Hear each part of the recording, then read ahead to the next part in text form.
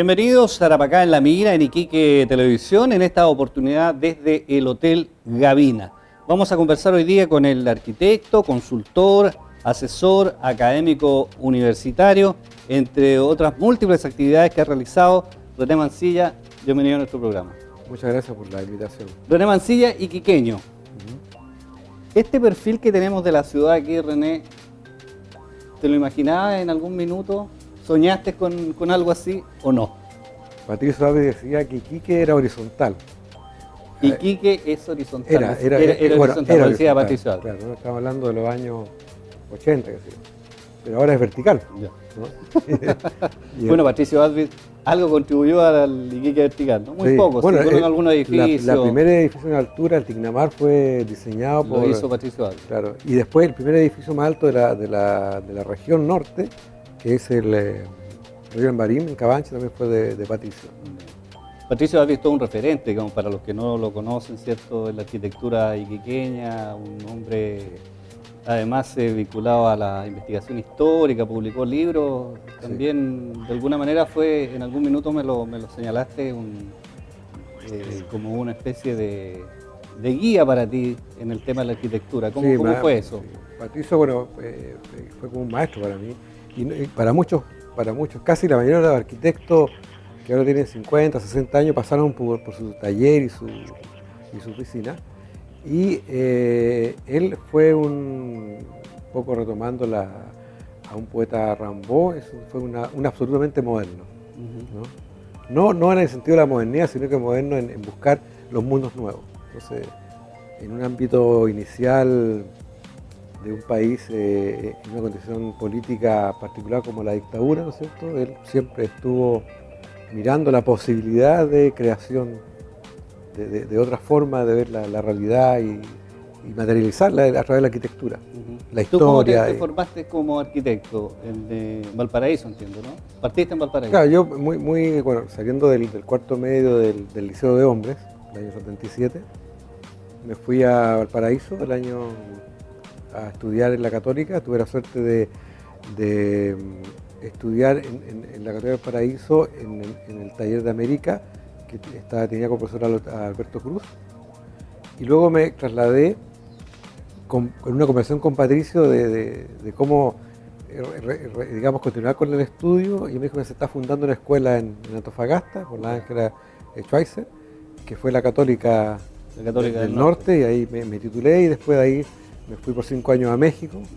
Regresé como profesor a la Católica del Norte, volví a Iquique, hice una actividad académica en la ciudad, y después me fui a Israel, en este momento haciendo unos estudios conducentes a un doctorado en planificación física del áreas desérticas y sobre todo rurales. Oye, volvamos a esta ciudad con este perfil tan vertical, tan distinto, digamos, al Iquique de los años 60, de los años 70, y con tantos problemas también, porque cuando uno conversa con los arquitectos, ¿cierto?, se habla de la falta de espacios públicos. Lo primero que salta en la conversación, ¿cierto?, es que se construye mucho, pero que no se respeta el espacio público, no hay lugar donde la familia pueda salir ¿cierto?, a pasear, de alguna manera a hacer vida, digamos, de familia. ¿Cómo ves eso y cómo se vislumbra? Porque la ciudad va a seguir creciendo, se van a seguir construyendo muchos edificios. Sí. ¿Cómo ves ese tema? Mira, yo pienso que para poder hablar de la ciudad, yo creo que se requiere primero, no una definición, pero entender desde dónde la vamos a mirar. O sea, suponte mirar la verticalidad. Claro, uno podría mirarlo de forma perceptual, pero esa verticalidad está contenida en una forma de hacer la ciudad, en una forma económica, política, ideológica de hacer la ciudad, que es un sistema en el cual el suelo tiene un valor, más que la habitabilidad, sino que qué rentabilidad se le puede sacar al suelo. Es lo más importante. En este momento. Ya. Y eso no es la ciudad, la ciudad es más complejo que eso. Entonces, bueno, si uno pudiese hacer como una especie de, no de historia, pero sí de situar el contexto actual para poder tener una crítica a la ciudad actual, debemos pensar qué pasaba antes de la llegada del español en América, Ya. en América Latina, ¿no? Entonces, había una forma de hacer la ciudad que se ha ido un poco estirando en algunas culturas en América Latina, que tenía que ver con que las cosas tenían valor de forma excéntrica. Es decir, no había un lugar importante, sino que todos los lugares importantes, Ya. ¿no? Entonces, esa mirada holística o esa mirada, ¿no es cierto?, complementaria de los elementos que participaban en esa economía en ese momento, era que cada parte tenía la misma importancia. Ya. Entonces, cuando llega a España, a través de las leyes de India, lo primero que hace es colocar un centro, que es la plaza rodeada de los poderes. Y ese centro lo que crea es una periférica, o sea, espacios que dependen del centro. Claro. Entonces, toda esta avenida, ¿no es cierto?, en el 1400, trae la modernidad, que se llama, o sea, el desarrollo de sí mismo, ¿no es cierto? Y al colocar esa forma, que es la ciudad, una ciudad ideal que no existía, porque en ese momento Europa era una ciudad medieval, no existía la trama perfecta, ¿no es cierto? Se instala en América y destruye una manera de hacer la ciudad que era fundada en lo que era la comunidad, que era lo recíproco, que era la discusión horizontal. Es decir, lo que ahora se postula como desarrollo, antes de la ciudad occidental, ya estaba planteado en América. Entonces, por lo tanto, en estos momentos, la ciudad es una ciudad de centros, ¿no es cierto? Alto Hospicio es un producto de una centralidad de Iquique que surge periférico y que ahora es una comuna o una ciudad, pero surgió, ¿no es cierto?, a la luz de una forma de planificación que para poder subsistir requiere de una periférica excluida, dependiente, ¿no es cierto?, de los poderes, ya sea del Estado, de la Iglesia o de la política, para poder, ¿no es cierto?, estructurar la ciudad. Entonces, ¿qué le pasa al ciudadano en esta ciudad, René? Bueno, a partir de eso pierde, ¿no es cierto?, participar en su diseño. O sea, pierde participar a través de los espacios públicos, a través de la ciudadanía, ¿no es cierto?, de tener una opinión sobre la construcción.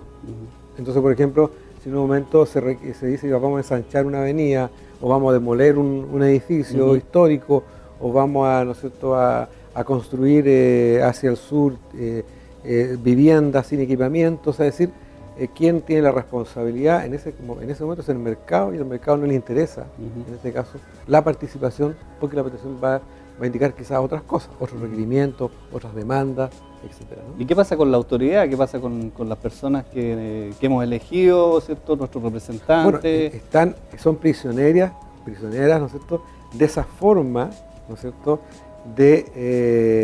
han sido educadas para ver la ciudad, ¿no es cierto?, a partir de la exclusión del otro. O sea, es decir, no interesa la opinión del otro, interesa la imposición de ciertos modelos para que reaccione, digamos, la comunidad en la ciudad. Entonces, claro, la autoridad un poco, entre comillas, es ingenua en el sentido que mira, y los planificadores miran la ciudad a partir de una visión parcelada de las cosas, ¿no es cierto?, no integrada, no mira sistémicamente, no mira relacionalmente. Es decir, si yo voy a mover una avenida o voy a construir un edificio, no mira qué pasa en su entorno, no solamente morfológico, sino que social, económico,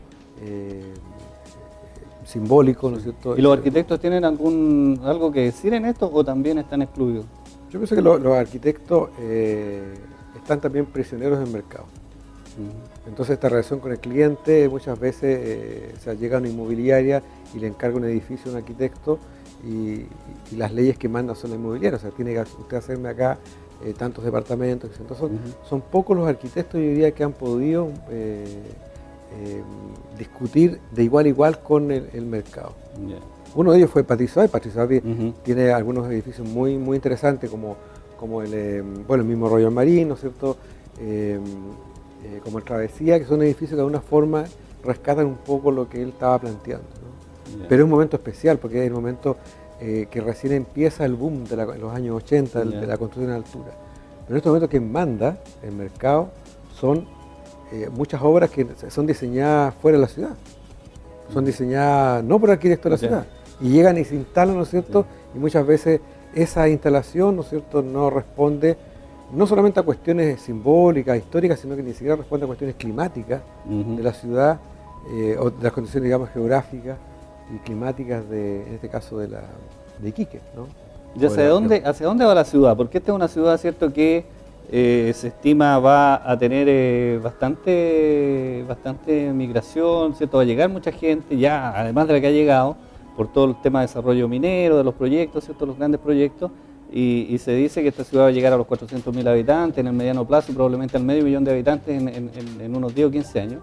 Y va a seguir, digamos, prácticamente construyéndose edificios y se van a seguir llenando, digamos, de departamentos todos los lugares, y no hay ninguna posibilidad, digamos, de que esto mejore, ¿o no? ¿Cómo lo ves tú? ¿Va a llegar un minuto en que va a haber un colapso, digamos, de las avenidas, del tráfico? O sea, esta ciudad, uno de los destinos que tiene es transformarse en un campamento. O sea, en un lugar solamente, ¿no es cierto?, con viviendas y sin equipamiento. Si uno ve, digamos, la Iquique, su origen, uno de sus orígenes es un origen industrial, ¿no? Pero, por ejemplo, cuando se instala acá el momento salitrero, algo sucedió que la ciudad no solamente era vivienda, sino que hubieron teatros, hubieron clubes, hubieron plazas, hubieron paseos, ¿no es cierto?, independiente que el sistema industrial, capitalista, explotó, digamos, a la cultura que hoy se conoce como pampina, ¿no es cierto?, porque uno por ejemplo, va a Humberton, entre comillas, y Humberton en rigor fue un campo de concentración, en la cual se explotó al hombre. Entonces ahora es como el patrimonio de la humanidad, pero en el fondo, en su esencia, ahí se gestó, no Humberton, sino que en toda la parte de todo el movimiento obrero, que claro. Bueno, pero a pesar de ello, si uno analiza la salitrera, su diseño y su construcción no solamente está dedicada a hacer monotemática, sino que tenía un repertorio arquitectónico más rico. Y de hecho, bueno, tiene teatro, o sea, por ejemplo, no se ha construido un teatro en este momento similar al que se construyó hace más de 100 años el Teatro Municipal. O sea, no hay otro teatro que se haya construido en Iquique. No hay edificios emblemáticos nuevos, ¿no es cierto?, como se construyeron en la época salitrera, ¿no? Hay torres ahora.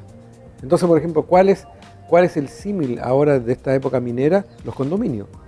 El condominio son verdaderas guetos, ¿no es cierto? Bueno, hay algunos buenos, otros malos, pero la ciudad se va transformando en una ciudad amurallada, ¿no es cierto?, y va creciendo de esa forma, y sin equipamiento, sin plaza, ¿no es cierto?